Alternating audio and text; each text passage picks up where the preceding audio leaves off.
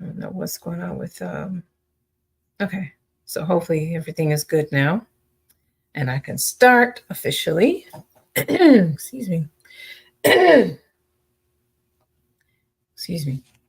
All right. Assalamu alaikum and greetings. Ahlan, welcome. Sorry for the technical difficulties. Thank you for hanging in there. Please share this live, invite others to the room. Hey, thank you so much.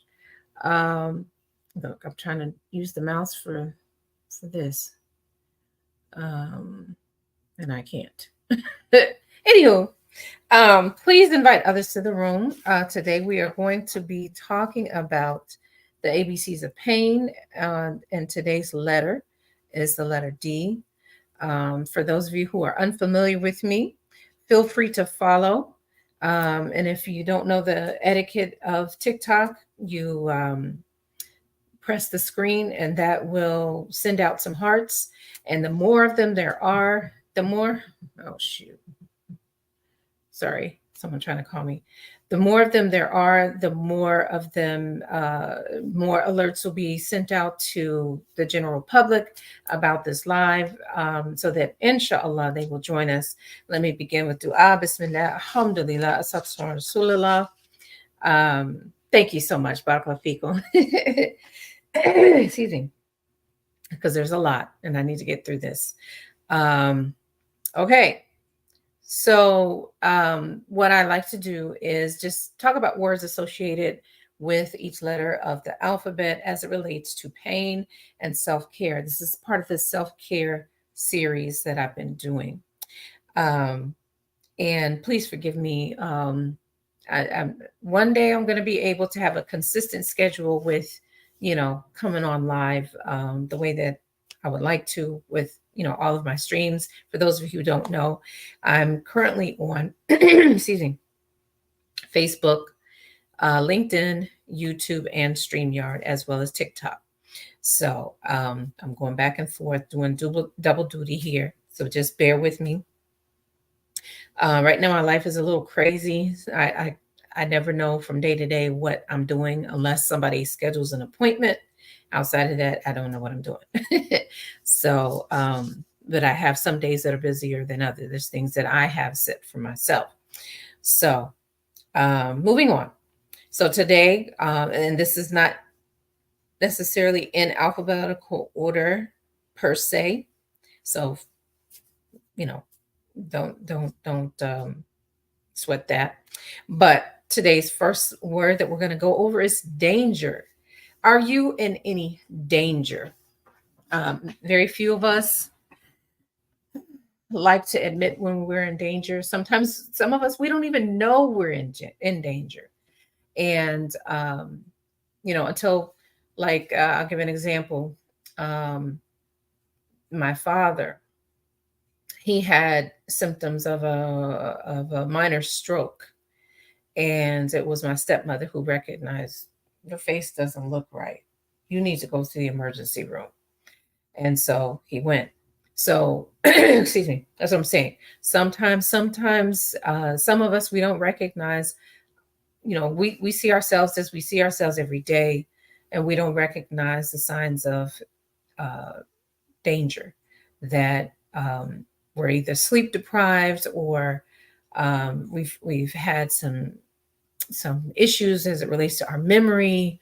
Another example, a very dear friend of mine that passed, rahimahullah, um, many thought that she was suffering from dementia. Well, come to find out, she had a whole tumor in her brain. Yeah, that kind of the symptoms that early on were very similar, so they didn't know. And so, she was a proponent for always going to the doctor when needed. And, so they scheduled for her to go in, and that's when they ran some tests and found out that she had a tumor in her brain. So, are you in danger? Do you know if you're in danger? Is there someone that you're close to that, you know, that can be like an accountability person for you to let you know, you're not looking good. And not going to tell you what you want to hear, but tell you what you need to hear, what you need to know. Um, those are the kinds of people we need to have in our lives, that will be truthful with us, not just, placate, and things of this nature. So if you see or someone has mentioned to you some signs of danger, pay attention to that, take care of that. We want to, have as much notice as possible of any danger signs so that we can prevent, inshallah, any further danger, right? Okay. So, diet. This is a word that I don't care for, and I'm going to tell you why. Because diet is short term. Diet is a short term word. Um, when with those of whom I've had the pleasure of learning from, um, we believe this to be a lifestyle that one needs to commit themselves to long term. We're not talking about short term. Maybe there's not some emergency things that we should do, um, urgent things that we should do, as it relates to our diet. But, for true transformation, true um, cure, if you will, we have to look at a lifestyle change. And that means longevity, and it will take some time to get there. And hopefully, if in the event there is something urgent going on, you know, maybe the treatment plan will be 2 4 weeks, a month, 2 3 months, which will help to create habits so that you can therefore turn that into something that can be spread out so that it's for the long haul, it being longevity. Excuse me. So this next word is kind of the same as being in danger, and that's distress. Are you in distress? um, do you know whether you are in distress? Do you know someone who is in distress? Anyone that's in danger? Let me go back to that for a second. Call them to it. Let them know. You know what? I told you, when you asked me the other day how I looked, I wasn't being honest. I wasn't being truthful. And I want to tell you, what my main concern is. And, address my concerns for you. And, so go back and tell that person you weren't being honest and you apologize. I didn't want to hurt your feelings or, have you feel or think a type of way about me. So, I lied. I'm sorry. But you look horrible. It is what it is. Something to, you don't say it like that, but that first part definitely, right? I mean, there's some people you can say it like that, like, and that person who would be the recipient of that isn't going to take it for that you're being mean or harsh, but you're coming from a place that you care and you want to see them do better. So there's that. Discomfort. Excuse me.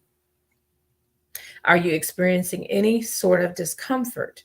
Excuse me. And if so, where? So the things that I alert you all to, if you don't know how to tune in, obviously, as a Muslim, we're prayerful people. We constantly pray. So you want to make dua and ask Allah, am I in danger? Show me the signs of the danger that I'm in. Provide for me the resources that I need, so that I can take care of this, things of this nature. But sometimes we're in discomfort. I look at people who are severely obese, and I just think to myself, some of these people I don't even know. I might be seeing them for the first, maybe, I've seen them more than one time, but I'm like, At what point do you realize that you've got to be uncomfortable? You've got to, uh, you're short of breath. You just take it a few steps, not even in an incline. You're just taking a few steps and you're out of breath. At what point do we do a self check? You know, uh, do others say, I noticed, you only took a few steps and you're out of breath. What's going on? Let's deal with this. What can I do to help? You know, okay, this kind of thing. Um, damage. So if you are the person who has caused someone harm, or you are the person who received harm, there's some damage that has been done. There's some damage that has been done, and and we know that to two words that and of course I'll talk more about those once I get to that letter. But excuse me, trauma, bringing about trauma, and triggers, and usually when a person is triggered, that is a tall tale sign to let you know that they have had some damage done to them, or that they themselves have damaged others. Not, you don't see too much, the person who was the oppressor or aggressor, that they're having too many issues with dealing with the harms of what they may have done or the repercussions. It may take some time. There are those that may be or experience remorse, and it comes later for them.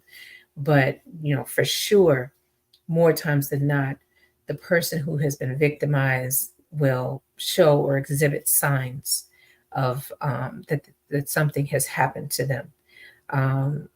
Sometimes when we don't know what to look for, when it's not the usual thing, we miss it. And I'm guilty of that myself. Something that I saw in one light was not what it appeared to be, and it turned out to be something totally opposite that I was not prepared for. So we got to pay attention to these kinds of things. Delegate. Are you a person that has children, have access to two children, somebody, even if it's somebody else's, right? Um, do you have access to other people's children, or other sisters, or other brothers, in the case of any men listening? Do you have access to them? Why am I asking that? Because perhaps you're doing too much. You're spreading yourself too thin, putting yourself in danger. Going back to these words that we previously used, right? And so maybe it's time to delegate some of these tasks to others. And I know sometimes for those of us that feel like, no one can do it the way that you can, or as good as you can. But sometimes, even if it's someone sweeping or mopping, or and I'm talking mostly to the housewives, the mothers, let somebody else do that. Maybe they, as long as the end result is that it's clean, maybe not as clean as you would, the extra ways in which you would ensure something is clean. But as long as you can eat from it, you can drink from it, you don't see you don't see debris on it, um, delegate that to someone else. Do what we call the bartering system. Go back to that. Maybe you all can trade off some things, right? Delegate. Be sure to delegate some of those duties to someone else, to give yourself a break. We're talking about self-care and pain management. So if you're doing everything, then, at some point you're going to have a breakdown. Okay. So we're trying to prevent that. Um, Denounce. Are there some things that you yourself have denounced or need to denounce, um, to help you with your self care, with your pain, or issues as it relates to pain? Despair. Some of you have issues or know of people with issues that are in despair. We need to recognize that.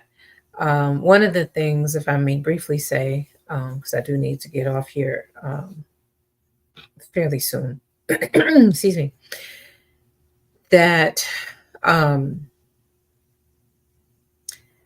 in our friendships, in our relationships, in our marriages, in our parenting, um, we need to be able to communicate with people, these people, our people, um, when we feel that we are in despair, when we feel we have been damaged, when we feel discomfort, going back over all the other words, right? And, allow them to hold you accountable, to be the people that, check in on you. And, and if, you have that, then be for someone else, those things. Um, we're not, like I've told my children, and this is something I've had to work on myself over the years. Don't do something for someone expecting something from them, something back from them, tit for tat. No, if anything, look for the reward with your Lord, because only He can show up for you in a way that you would either show up for yourself or better than you would show up for yourself. If we look to humankind, they are always going to disappoint us. Either they're going to come through in a big way or they're going to disappoint us in a big way. It's one extreme or the other, right? So, whenever we do something for someone, for the Muslims, Bismillah, for Allah's pleasure, Allah, make a mental note of everything that you're doing, because what you can do is you can use that as tawassul for something else, so that it's towards something else in the future that you may want or need, or that you presently need, right? Okay. Dis-ease. Most people refer to this word as disease. Many of us were walking around with diseases and we don't even know it. And I would say, and I always say, that men are probably the worst with this one, because men tend not to do regular checkups, especially as it relates to the prostate. And, and so by the time, if a man does have a diagnosis of prostate cancer, it's by the time it's recognized, it's at stage 3 or 4, because um, you know maybe you're having issues with urinating, uh, or frequenting the bathroom, or these kinds of things, and you're not really thinking anything of it, but I'm here to tell you those are telltale signs of something's going on with your prostate, that you need to get it checked. For those of you, maybe you have a high pain tolerance, or discomfort. You can withstand some of that. Um, you know, I mean, for some of you men, it takes a heart attack or a stroke before you'll just go in. Something drastic has to happen in order for you to just go in and have things checked out. And like I said, by the time you do that, you're in 3 and 4 stage 4 of cancer. you know so we're trying to make sure it doesn't get to that, and I encourage you to get over you know the method in which they check your prostate. Just, you got to get over that. you know us as women, we're poked and prodded all the time, for those of us that have regular checkups. And who wants to do that? There's probably equally for us, the main reason we don't want to get checked, because we don't want that exam, of the lower region. Okay. Um, disturb is someone disturbing you. Um, sometimes, I remember doing this with my children. Um, for the most part, when they were young, all doors were open. No doors were closed unless it was mine. And now, if I had to do it during the day, it was because I was either napping or I just needed some time to myself. And so that's what we might have to do, some of us, put a sign on the door. When you see the sign, it says, do not disturb, or shh, for the, children that may not know, that they don't know how to read just yet, but everyone knows. Shh, or you could put a picture with, a finger at the mouth. Shh, right? So whenever you see that, it means you need to be quiet. I need some time to myself. I'm resting, I'm reading, or just, I need a minute, right? Okay. So we want to make sure whatever is disturbing us, we get that off of our mind, off our chest, go for a walk. We know from Islam, for those of us that are Muslim, if we sense that we're getting angry about something, if we are standing up, we are to sit down. If we are sitting down, we are to lay down. It's difficult to argue with somebody when with each of these steps, I see them as forms of submission. A way to diffuse, the argument. So, and then above all of that, you know, uh, go make wudu. Go make wudu. Water extinguishes the fire, right? So, you know, if you remember, do that first. If not, then do it after, either, from standing to sitting, from sitting to laying down. Like, I got to get up. I got to make some wudu. I got to go. I got to make two rakat. I need to go for a walk. First, this is common of men more so than women, especially if you're working, to debrief. I didn't have that as a word, but now I'm putting it there. To debrief, you might sit in your car. Once you pull up to your house, you might sit in your car for 30, 45 minutes, or however long, to debrief, right? So we want to make sure that whatever's disturbing us, that we leave all of that there before you enter the home. And that's why for us as Muslims, alhamdulillah, we say, when we enter, we say Bismillah, and we greet everyone in the house. Assalamu alaikum. May Allah's peace be upon you. So this is, ways in which, we are to make sure that something that's disturbing us, is minimized or eliminated, inshallah.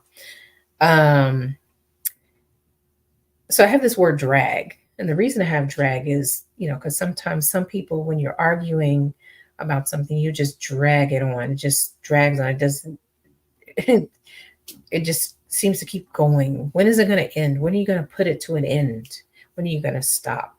Right? I may have to cut this short.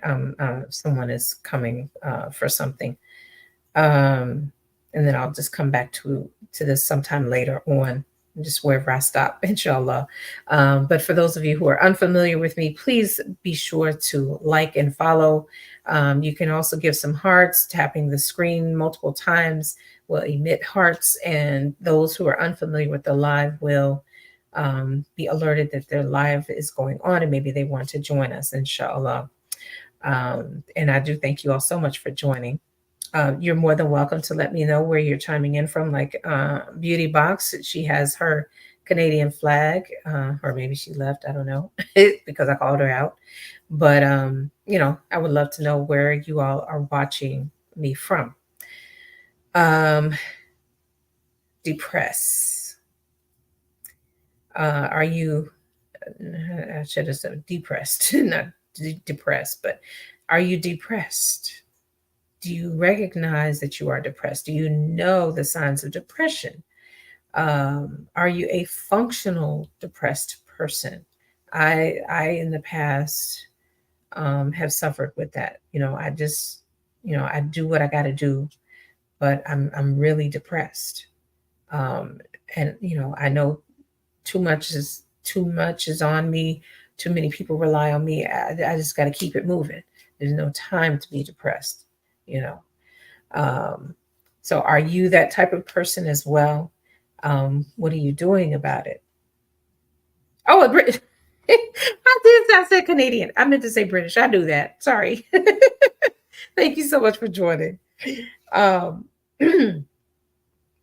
okay, so um, again, with depression, make sure you have someone that you can talk to about that.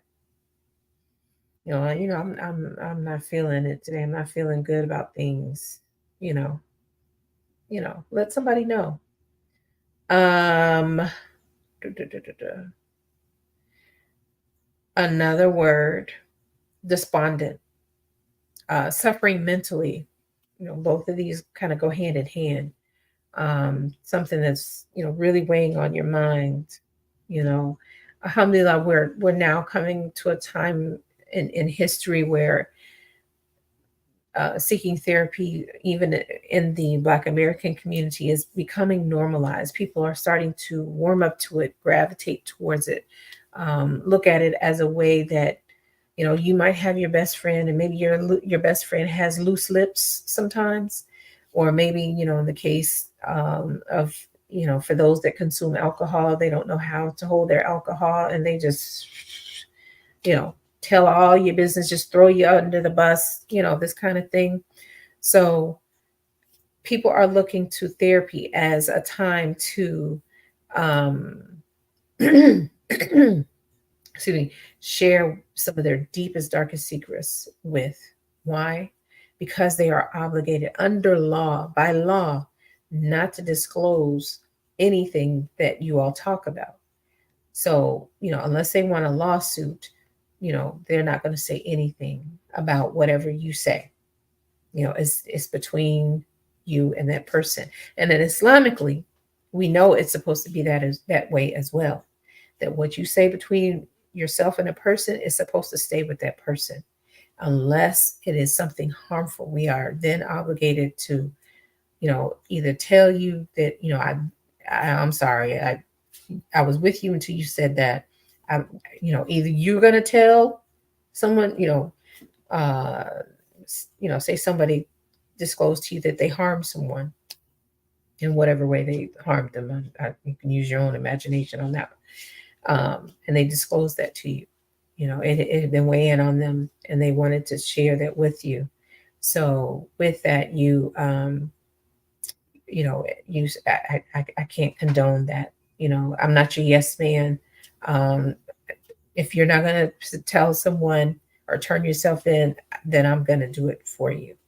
You know, let's say in the case of marriage, someone is interested in marrying someone who has a past, and you have that information.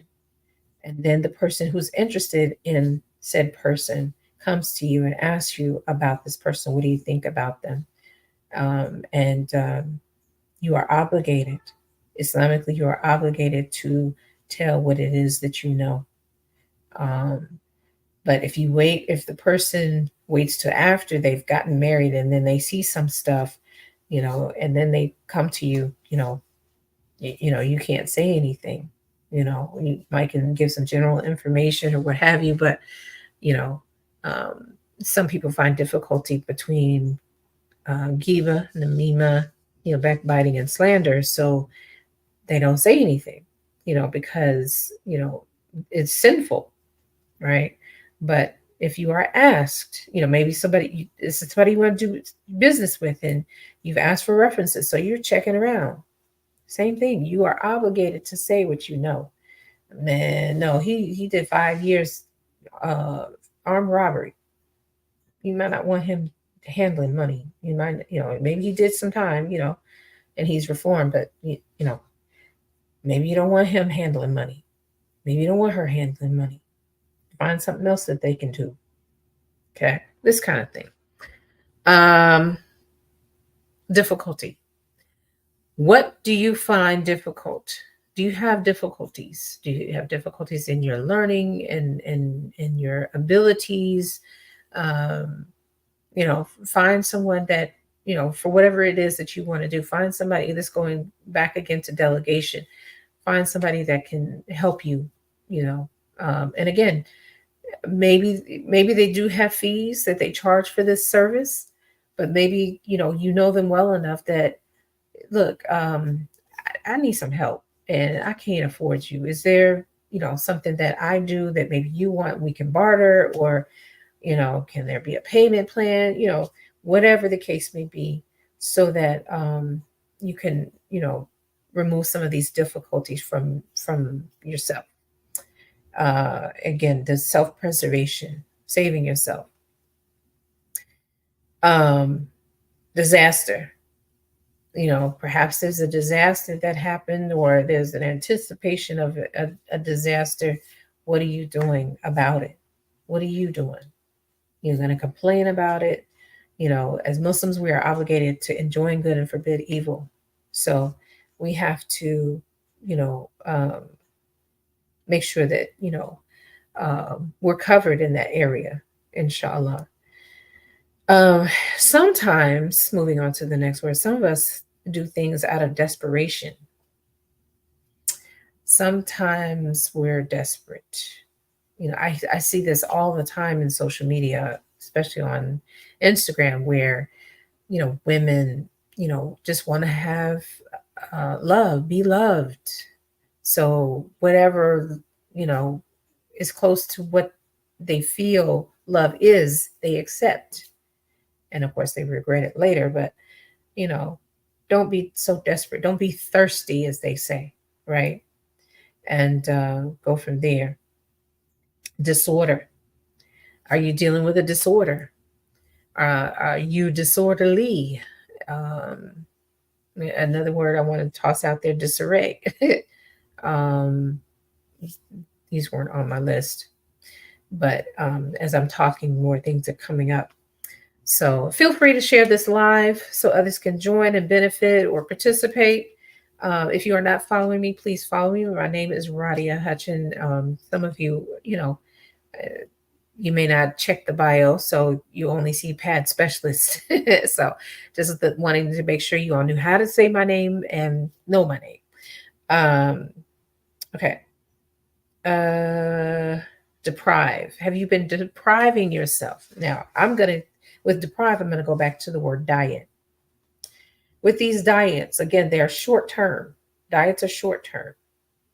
Maybe you want to lose a quick 15, 20, 30 pounds, 50 pounds, right? And we deprive ourselves of, foods that, we enjoy, and things of this nature. And so what I have come to learn is I don't deprive myself. Why? Because 9 times out of 10, when people deprive themselves of something and they're doing a diet, as soon as they have achieved the goal of having lost those pounds, what do? They go back to what they used to do. And rather than maintaining their weight, they gain back even more weight than they had before they started the diet. So this is what, when you deprive yourself, that's what happens. So I'm saying don't deprive yourself. Maybe just have, what I had come to learn through a former mentor of mine is a treat day, not a cheat day, but a treat day where you're going to have all of your favorites, whatever you were craving. You're holding off for it for that one day. Out of the 7 days of the week, you treat yourself to something that you might have deprived yourself of. Another thing that many of us don't do, as it relates to trying to lose weight or go on these diets, is, and I'm so thankful that Allah enabled me to do this. Rather than depriving myself, He enabled me to find another way to prepare it that isn't as harmful. So let me give you an example.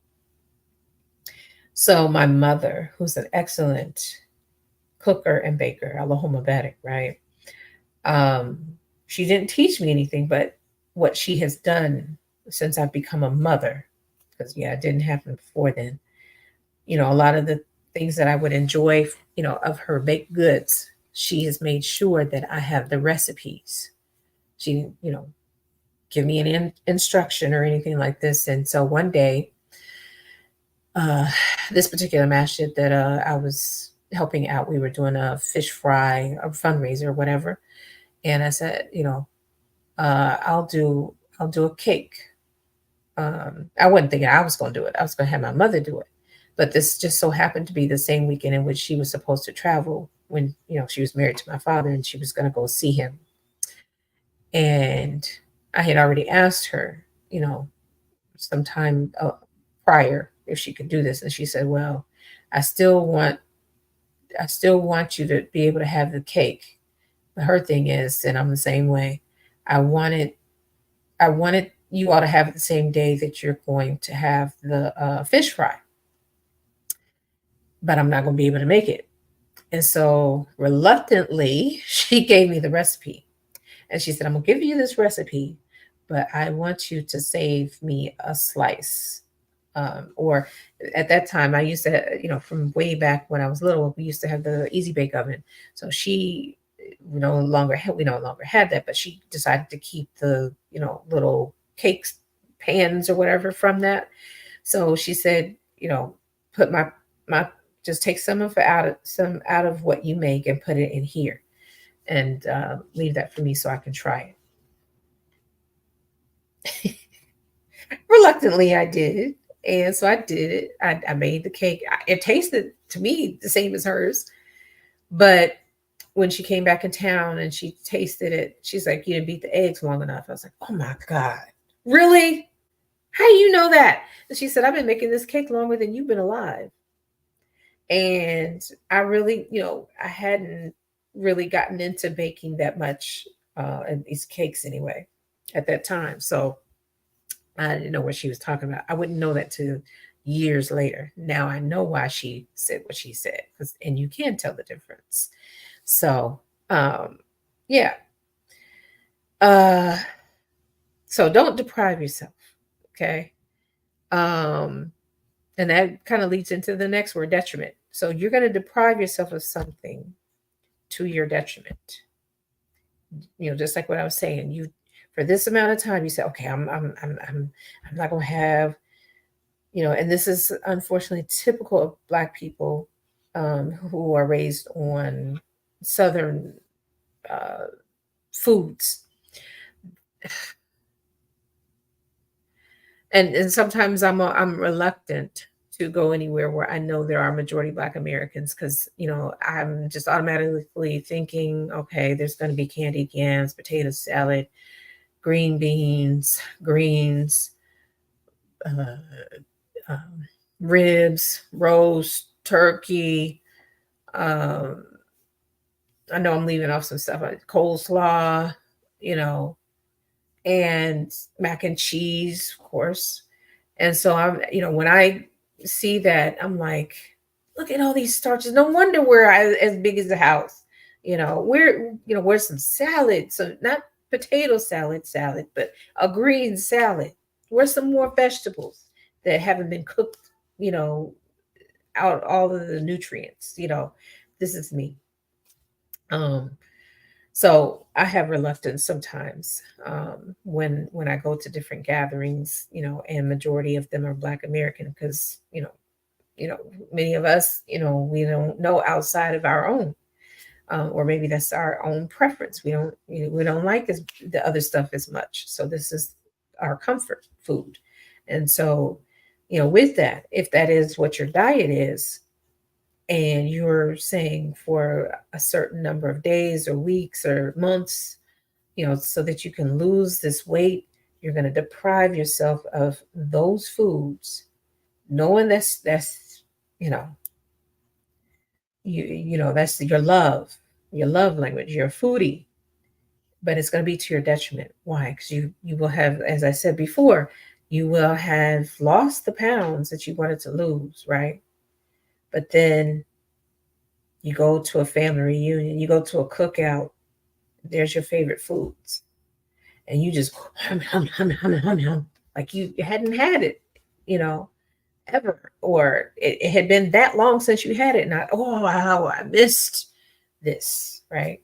And so it's to be to your own detriment, because when you put those same clothes back on that you know, you had some room because you lost the weight, you're going to put those back on and they're going to be snug again because you ate too much of the things that you enjoy. So I'm saying don't deprive yourself and become familiar with um, how much food that you can consume. You don't have to have,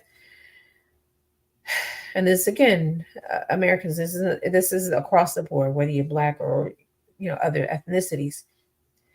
But the meat is always there's always more meat than there are vegetable proportions. No, switch that. Whatever vegetable proportion you give yourself should be the amount of meat that you should eat.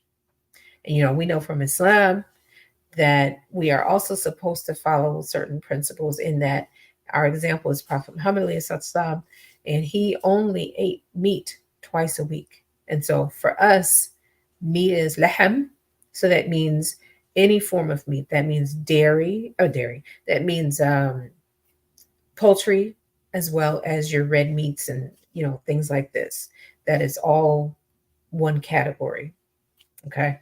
So as far as meat, no more than twice a week. And then as far as eating, we're doing it in thirds.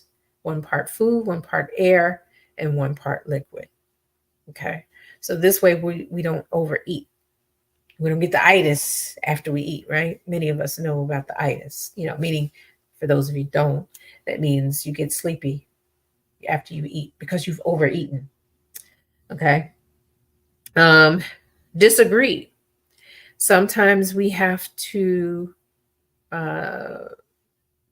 agree to disagree, right? To keep the peace. We have to choose our battles. That's what we always say. We got to choose our battles. So there's that. And diligence. Are we doing our due diligence? I'm always telling people who listen to anything that I have to say, especially, as I do rooms in Clubhouse, and I'm, trying to be, yeah, this person is on their way or they're here. So let me finish this because I'm almost done. Do your due diligence and do your own research on the things that I have said.